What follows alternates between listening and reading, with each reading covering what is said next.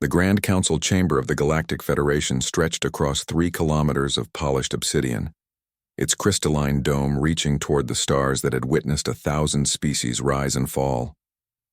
Today, those same stars looked down upon something unprecedented, a single human standing before the combined might of 47 civilizations.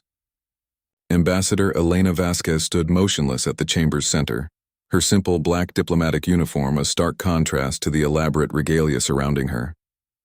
The council members loomed above on their elevated platforms, their various forms casting twisted shadows in the ethereal light. Some floated in containment fields, others skittered on countless legs, and a few existed as pure energy barely contained within force barriers. High Arbiter Vexthul, the ancient cephalopod whose species had ruled the galaxy for 3 millennia, unfurled his massive tentacles in a gesture of supreme authority. His voice resonated through the chamber's neural translation matrix, reaching every being present in their native tongue. "Human," he began, the word dripping with disdain. "Your species has violated the fundamental laws of galactic order. In less than 2 centuries since achieving faster-than-light travel, you have spread across 12 star systems without permission. You have colonized worlds without consulting their assigned stewards. Most egregiously, you have developed technologies that surpass our own in ways that should be impossible." Elena remained silent, her dark eyes scanning the assembled council with the patience of a predator. Councillor Zephys, representing the Silicon Collective, projected their thoughts directly into the chamber's atmosphere. "Your quantum processors operate at efficiency levels that violate thermodynamic principles. Your medical technology reverses aging itself. Your ships traverse distances that should take months in mere days. We demand to know how." The human ambassador's silence stretched like a taut wire. Arbiter Keldon of the warrior clan slammed his 4 fists against his platform. "Answer, Pinkskin! The council has spoken." Still, Elena said nothing. Her breathing remained steady, her posture unchanged. The only movement was the slow, deliberate blink of her eyes. A ripple of unease passed through the chamber. In the 3,000-year history of the Federation, no species had ever dared ignore a direct command from the Council. Lesser civilizations had been reduced to ash for far smaller slights. High Arbiter Vexthul's chromatophores flashed angry crimson. "Perhaps you misunderstood the gravity of your situation, human. We are offering you one chance to comply voluntarily, share your technologies, submit to our oversight, and your species may continue to exist under our guidance. Refuse, and we will take what we need from the ashes of your worlds." Elena's lips curved into the faintest smile. She spoke for the first time, her voice carrying clearly through the vast chamber despite its normal volume. "No." The single word fell like a stone into still water, sending ripples of shock through the assembled beings. Translator matrices struggled to convey not just the word, but the absolute finality with which it was delivered. Councillor Draven of the Psychic Communion attempted to probe Elena's mind, seeking the secrets hidden within. Their mental tendrils struck something that felt like trying to grasp liquid mercury, slipping away the moment contact was made, leaving behind only an echo of vast emptiness. "Impossible," Draven whispered. "There is nothing there. How can a mind contain nothing?" Elena's smile widened imperceptibly. "You're looking in the wrong place."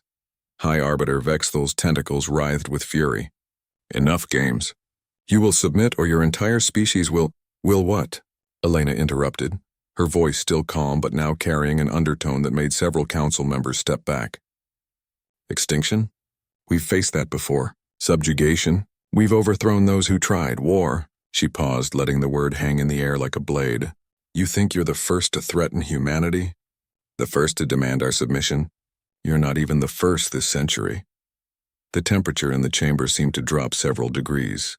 The hegemony of Skell thought their bioweapons would make us kneel. Their plague worlds are now garden colonies where human children play. The machine hierarchs believed their perfect logic would dominate our chaotic minds. We taught them new definitions of both chaos and logic. The void touch tried to break our spirits with existential horror.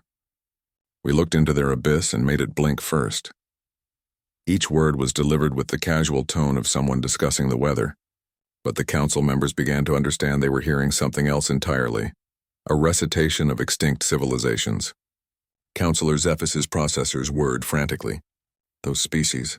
The records show they simply vanished. No trace, no explanation. Oh, there's always an explanation, Elena replied.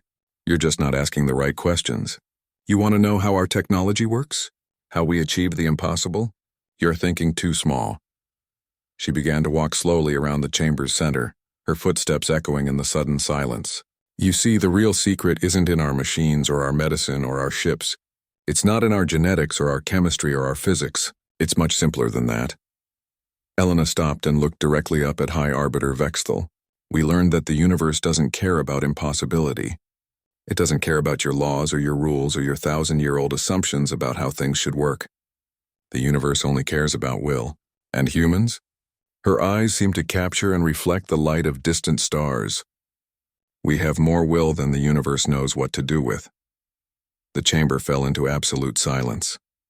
Even the usual background hum of life support systems seemed muted. So keep your demands, Elena continued. Keep your threats. Keep your council and your federation and your delusions of control. We'll keep doing what we've always done. Which is? High Arbiter Vexthal asked, though part of him dreaded the answer. Elena's smile became radiant, terrible, and beautiful all at once. Whatever we want.